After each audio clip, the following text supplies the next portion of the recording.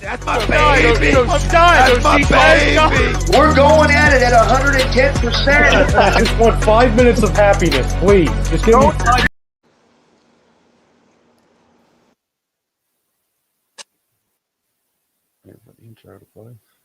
That's my baby. That's my baby. We're going at it at 110%. That's my baby. That's my baby. We're going. That's my baby. That's my baby. We're going at it at 110%. I just want 5 minutes of happiness, please. Just give me 5 minutes. And they scored! They did it! Left, beat left. What the hell was that? Oh yeah! What the fuck are you talking about?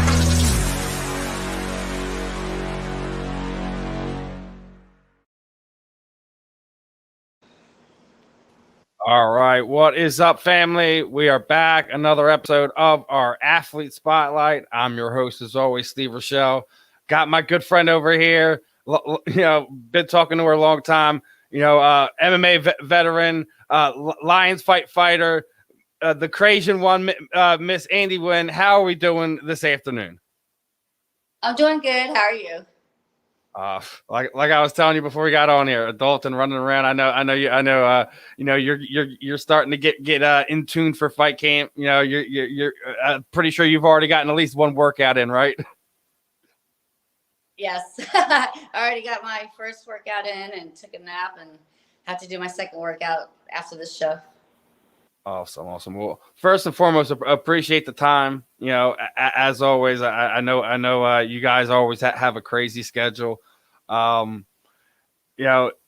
world's crazy, combat's fight world's crazy at this point in time, and it's heating up. It's July. Obviously, you got the big UFC card this weekend. Lion Fight announced their lineup for the summer.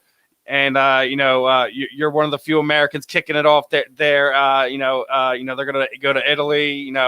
They have another European location they're gonna hit, and they're gonna also end it up in Boston. So obviously, Lions Fight's got some big announcements coming. But obviously, you're one of the Americans, like I said, that they announced so far. We had you and the champion Chip Pollard.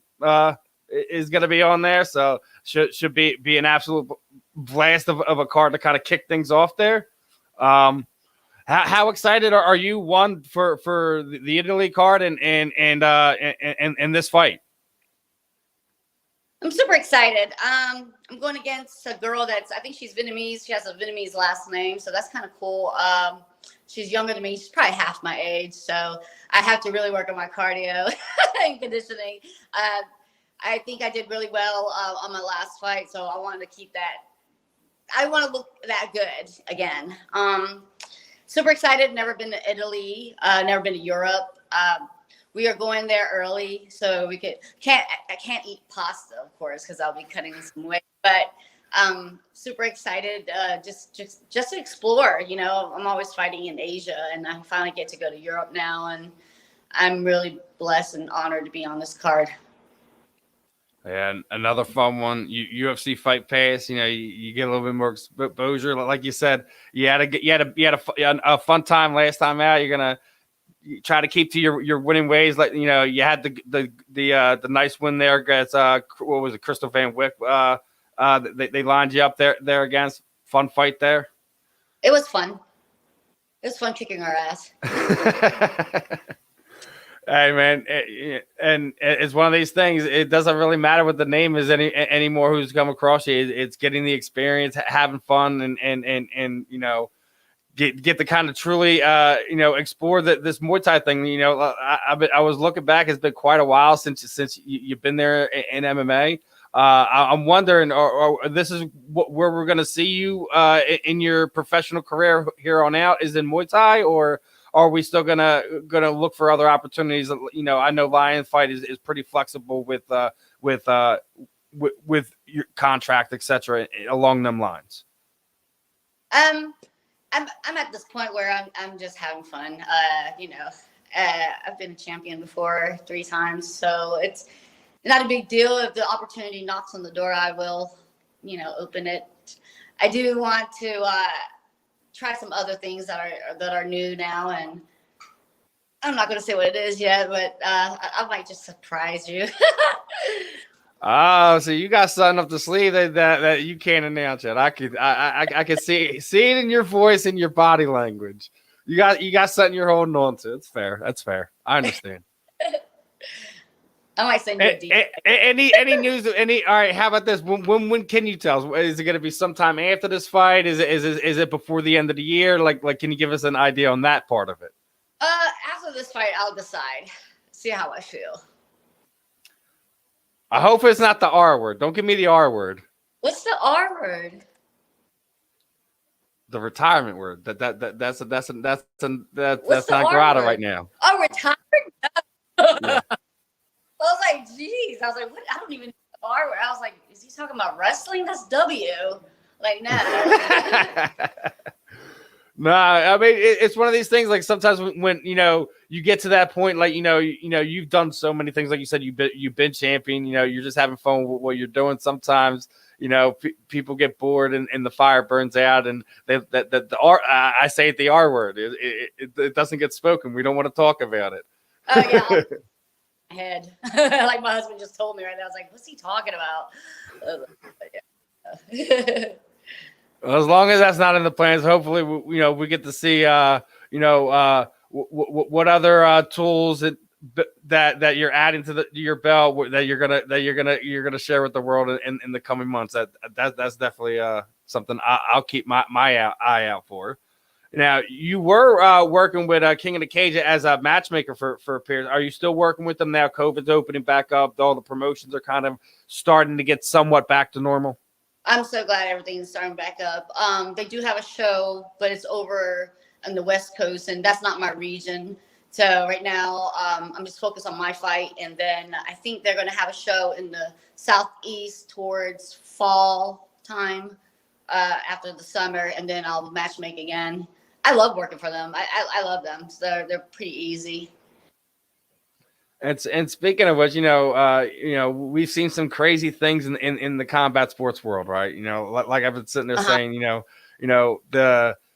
the Jake Paul nonsense is getting more and more prevalent because of the way the social media world works. And I was just sitting there seeing this thing with Marvel came out today with the what ifs, right? It's kind of like a playoff, like if different things happen in their cinematic universe. And we could do some what ifs in MMA. What was something you would think about, what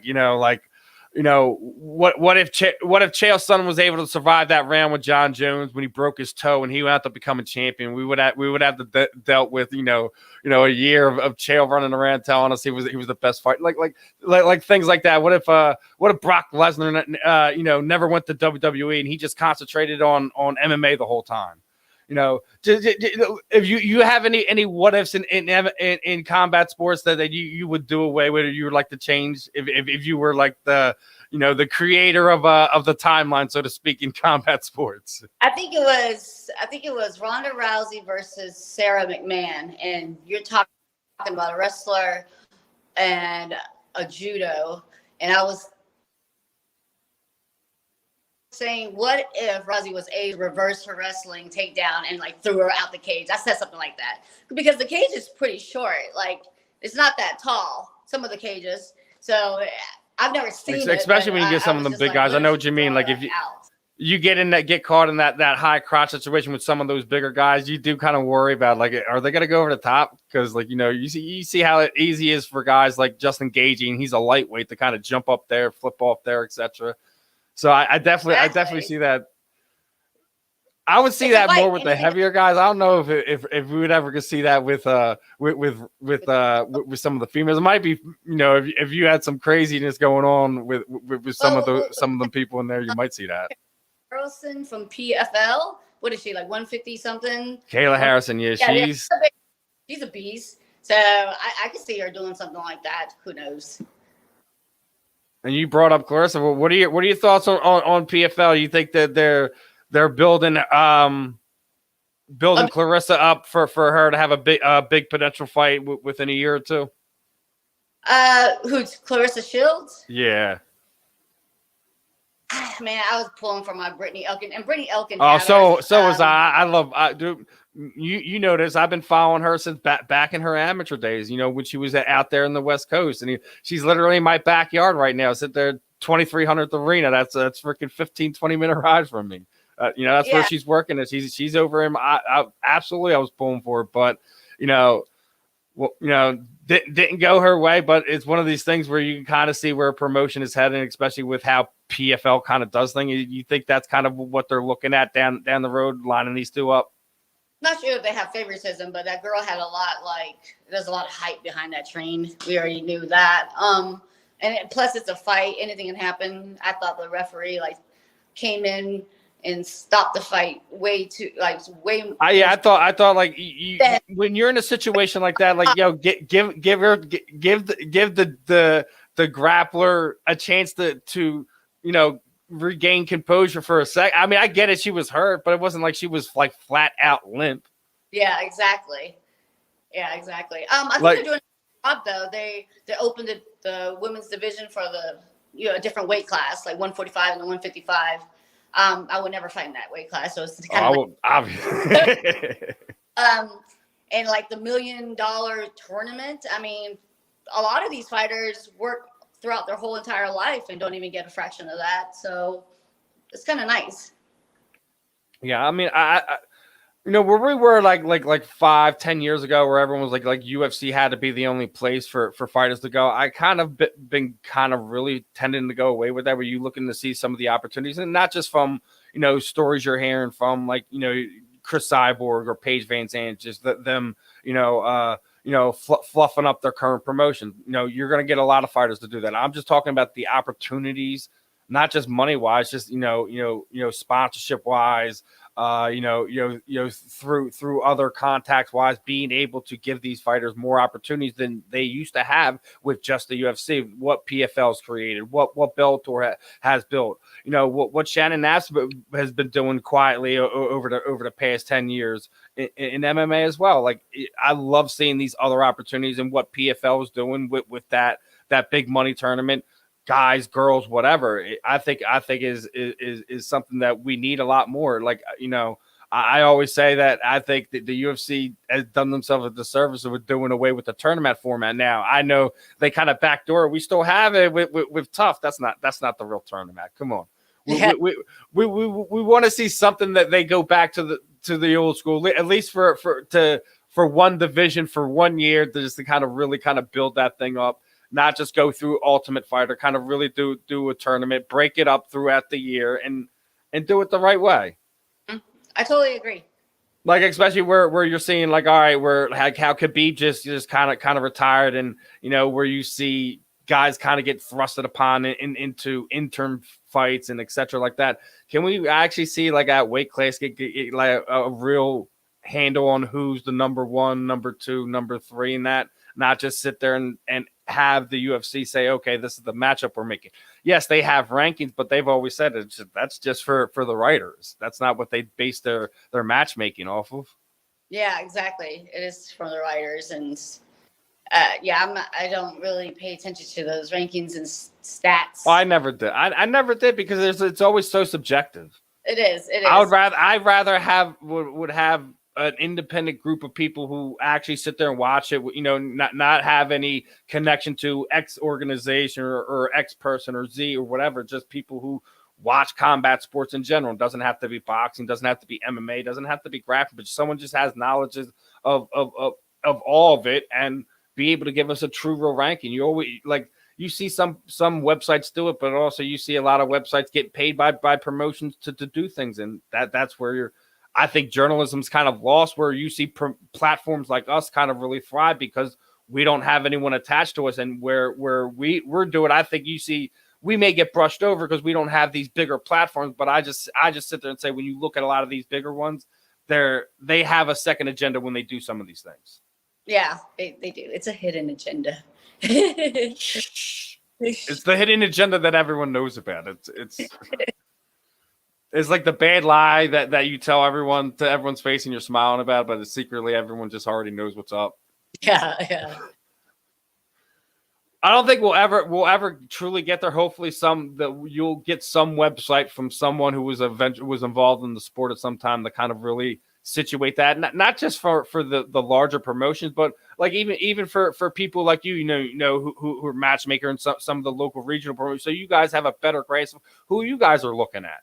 Like, we've seen Tapology be created over the years, and Sherdog used to be the place over the years, and it's kind of grown and changed, and even the boxing world, BoxRec isn't the greatest place to go because there's always mistakes and X, Y, and Z. We never have a place we can go. We can really kind of truly look and find a real proper ranking system or place to really look for fighters in your area. Oh yeah, I remember we had this guy. I forgot his name. I think his first name is Cole. I'm not sure it's his last name. He was like 8-0, but it was so padded. And I was trying to match make for him, and he lost his first fight to one of James Gray's guys, and I knew that was going to happen. It was just so padded. But nowadays, when I was matchmaking, like what I used was Facebook. I really had to use Facebook, and it really worked. Tapology gave me a kind of a window and a path to find those fighters and their names, but Facebook really helped out also, though, to get in contact with them, watch their pictures and all their other friends and their mutual friends or bigger name fighters that talk about them, these oncoming prospects and stuff.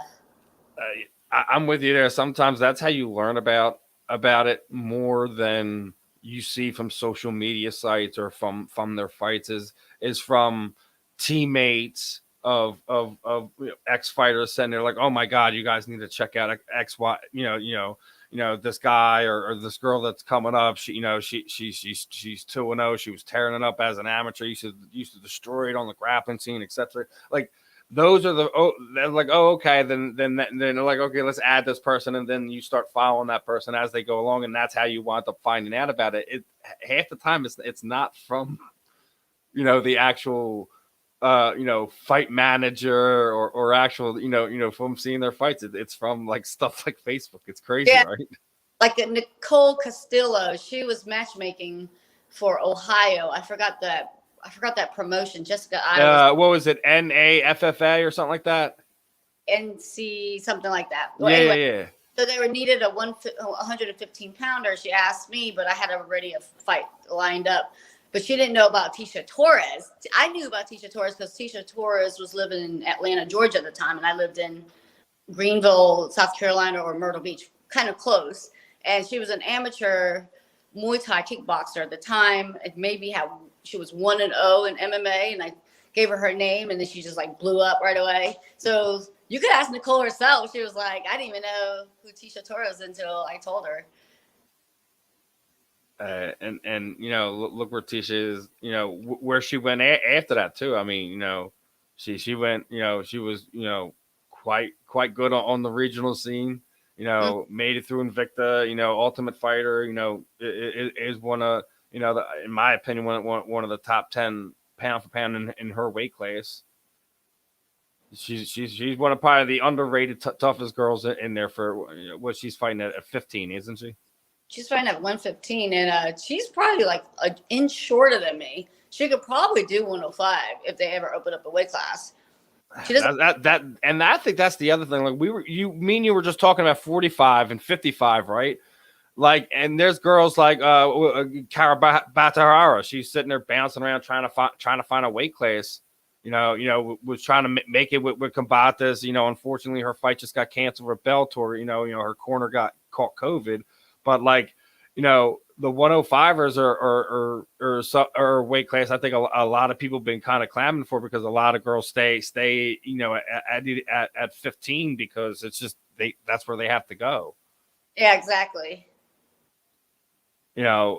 Another thing that hopefully, we see over the next, handful of years gets remedied. And then, like I said, is it one of those things where you have to you have to wait for the star of that division and also get a handful of hungry competitors to actually be able to build one.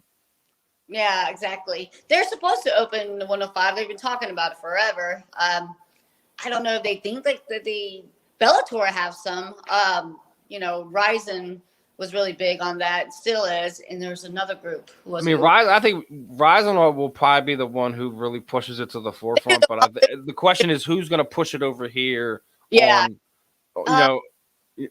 In the U.S., outside of Asia and Japan.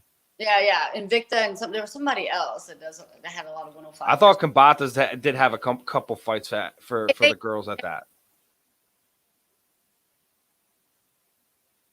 Little monsters. Little monsters. Yeah, but it's something we talked about over the years. Regardless, if we're talking about 105ers, 125 or all the way up to 55. Y'all always steal the show, and it doesn't matter if we're talking about MMA, if we're talking about boxing. We're seeing it happen more now. Over the last handful of years, where I feel the women boxers have been kind of getting more of the outward push than a lot of the male boxers. You kind of feel that way? I believe so. I mean, Clarissa Shields, what is she? She had like how many belts from boxing? And she's what was it? I think it was a 5 champion. Yeah, she had a ton. She fought. I think she fought a lot of different weight classes too. Didn't she talk about different weight classes? Yeah, she did fight at a bunch of different. But then you get the other people on the other side of that. Oh well, she didn't defend any of them. She was just belt collecting. Like, you're always going to get somebody on the other side of that. Listen, I'm never going to knock that woman's accomplishment. She started with an Olympic medal. I would never go down that road with anybody. Yeah. If you're a fellow fighter angling for a fight, do what you got to do, my friend. Do what you got to do. You don't have to defend. Just keep the belt. Go ahead. You didn't keep the title. Just keep the belt then. Yeah, but then you also have Amanda Serrano, who's been making a name for herself in boxing for some time, and actually, if memory serves me, most of her MMA fights she's won by submission too. Which girl? Amanda Serrano. Amanda Serrano. I don't think I know her. What weight class is that? I think it's 15 or 25. I don't think she's higher than that. I don't know Amanda Serrano. I'm sorry. Now you got to look her up. Oh my God, Andy. You know these girls. Amanda Serrano does not. You're probably saying the name wrong. It ain't my fault. It's your fault. How do you not know Amanda Serrano? Oh my God, I'm not saying the name wrong. I promise you. She's training there in New York. That's where Pearl Gonzalez is training now. Okay, I know where Pearl Gonzalez. She moved over there to do bare knuckle. To do boxing. Yeah, but she moved to New York. She's training with okay, the boxer. Yes. Oh, okay. When you attach Pearl Gonzalez in New York, now that makes more sense. Yeah, I attached the person from the MMA world and it connected the dots. There you go. Now I get it. A lot of Muay Thai fighters don't even know who I am, which is fine with me. I'm like this little newcomer, but whatever, been around. You've been in the game a long time. It's just I think it's just because you spent so much time as an amateur, built like kind of sharpening your tools as you were kind of working along with, what you and Andrew were doing as you guys were coming up. Like I kind of felt like she got a lot more of the shine than you did. And you just quietly just sharpening your tools, sitting there in the background. Yeah, pretty much. She lost around like 143, and I walked around like 125, and like sparring with her, I was like, oh my God, like she hits like a truck. Yeah, and I believe she has another big fight coming up, or does she just have one? She just had one. Yeah, that's what it was. Yeah, she beat the Lachenko, Valentina. Oh yeah, Valentina's sister. Yeah, and actually, it's funny. Next weekend they're gonna have a seminar up here at AJ Hiller's MMA Signatures facility. I'm actually gonna take my kids over there to check that one out. That's cool. You gotta keep them learning from different people. Somebody can catch their attention, gets their eye. When they're that young, anything that kind of keeps them onto that is a plus. Oh yeah, I know, to keep their attention. Just keep them focused on just one subject. It's the hard work. Yeah. And then still trying to also keep them learning on all of it as well. Yeah. you know, I go over the years, I've taken them to so many of them, like, you know, Jessica I seminars and Felice Herring and, you know, Matt Hughes, just anybody who can, like I said, keep their attention on something either they're enjoying or something that they need to work on. Yeah. I wish I had that when I was growing up. I do too. Like my mom was a single mom, and like literally, like she's like, I'm like, I'll give you enough stuff to entertain you, keep the food on the tables, and then keep a roof over our heads. At that point in time, like, you know, getting athletics and stuff like that when I was younger was rough. Really rough. Like, I had a Game Boy with my brother, and I didn't like it. The fighting I had was with my brother. We would fight each other. That's pretty much that was me and my brother. We were 18 months apart, so yeah. And they took classes, and then he kicked me in my stomach one time really good, and I had never fought him after that. He took like karate or something. I had no idea. We were super young. Is that something that kind of motivated you to kind of like, I need to pick up some more tools, so eventually I'm gonna get him back for that kick to the gut? I was just shocked, like how it just blew my gas. Blew the air out of you, right? Because he's never hit me like that before, and he learned it from taking class. And man, that was the last time I hit him. Oh my God, yeah. I mean, I didn't get the brother sister one. We got the brother one. We're always just at each other's throats. The game systems that my mom thought would have kept us not. Yeah, that just made it worse. We had to get different ones at that point in time. Yeah, it was like you're saying. You wish we had more of that extra stuff. That's one of the things I want to make sure my kids have is some of those little extra things that I wish I was able to kind of do that. You know, my mom just wasn't able to do. She was just trying to make sure that we could survive at that point in time. So. Yeah, food on the table. She was just way too busy making sure she could even afford that. I know exactly how you feel. So that's also why I also do what I can to make sure I can take care of her when I can. You know what I mean? Yeah. Like, hey, you know, we're all going after for the movies and etc. Hey, mom, you want to come tag along? You know, catch this one. Try to make sure, you know, I tell her to leave the purse at home, but that just doesn't work half the time. Yeah. But now on this one, I wanted to ask your question. It was the poll question. I wanted to get your thoughts on it. We didn't get a chance to it in the beginning. We're getting into it now. I think you're going to be capable of this. I know you looked really good last time out. You're starting to kind of put things in. And do you feel you'll be able to stop Sonia Dihn at Lion Fight 64? Sorry, I had to screenshot that. I like that label that went across. Andy Nguyen will stop Sonia Dihn at Lion. I love it. I love this thing. That is women. See, and this is the first time you're on a streamer. I told you you should do this for some of your stuff. Do some breakdance stuff for I like stuff it. I like this whole little StreamYard thing. StreamYard should be paying you. Hey, now, speaker, I didn't let you know. Hold on, I got the shirt on. Oh, you do have the shirt on. Look at you. Good for you. You should be wearing a bag of beef jerky too. Oh no, man, that stuff killed me. I forgot to tell you about that. Woo! It's probably you gone. Eat that on a regular? I can't eat that. It's high in sodium right now. I can eat it after. I'm just saying, but you eat that like whole. My dog loves beef jerky. He's like, I'm like, oh, it's too much for you, huh, Moose? He's running downstairs to his bowl. That stuff was hot. If people who don't know, she has a beef jerky sponsor, and they she takes care of her. Sent me some out. It's got some kick. At least in my opinion. It's my mom. She makes it. There you go. Now, before we get ready to kind of wrap things up, Andy, you know what I typically do. I kind of throw the proverbial microphone over you. Anyone you would like to thank, shoot out your social media sites, sponsors, any charities you're working with, doing outside the cage. Anything at all, Andy. The time is yours, my friend. All right. Thanks for having me. Thank you, Combat Club, for working with me one-on-one, especially Brad Williams. My husband, Colton Pratt, he's going to be cornering me. He's been wrapping my hands every day, trying to learn how to wrap his hands and wrap my hands, and he's getting really, really good.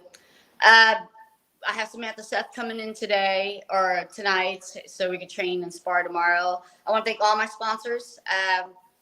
I want to thank Mike Barnaby and Oliver. They're always supporting me. They always want their big MMA glove logo on my top, even though it's a Muay Thai fight, but whatever. I don't discriminate MMA.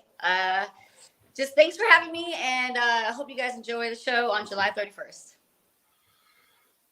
Well, of course we're going to enjoy the show. You're gonna be there. Lions Fight always puts on a great show.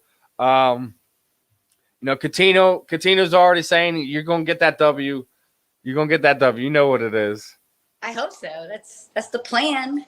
And our good friend Lord, who's one of our premium members, always showing us some love. Great interviewer, great. Appreciate the love. She's a great person, Lord. Make sure you guys are checking her out on social media. She's probably one of the more outgoing people I've ever come across, not just in combat sports or anything, just in life.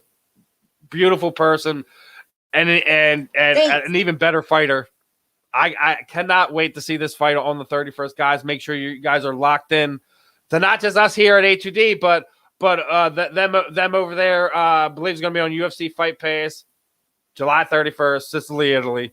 If you haven't gotten it, check it out now. Andy, as always, it is a pleasure, my friend. Keep in touch, and best of skill. Do your thing, and be safe. Thanks for having me. As always, my friend. Good one. Other than that, guys, really appreciate everyone's time. Want to quick give a shout out to Lions Fight PR for always helping me with all their athletes. Getting Andy, we're going to be working on getting a few more of their athletes coming on for the coming shows.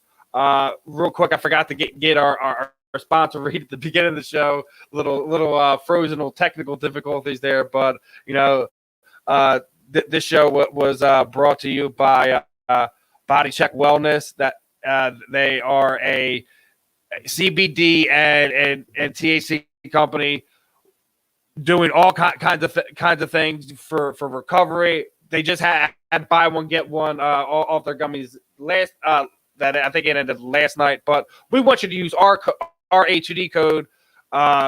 Anything for their extracts. They have all kinds of stuff. I even ordered some shirts and other things. Going to be doing some more fun stuff with our sponsors throughout the month, between Body Check, between our premium members here on YouTube, and also the Manscaped giveaway that I'm already running, guys. Make sure you screenshot any of the codes that you're using. If you're our premium member, send me something. If you use either the Manscaped codes or the Body Check codes, send me screenshots so I can get you entered in. Going to be doing some giveaways, like I said, throughout the month. I got some signed jerseys, I got some photos, I got a bunch of stuff that I'm looking to hook you guys up.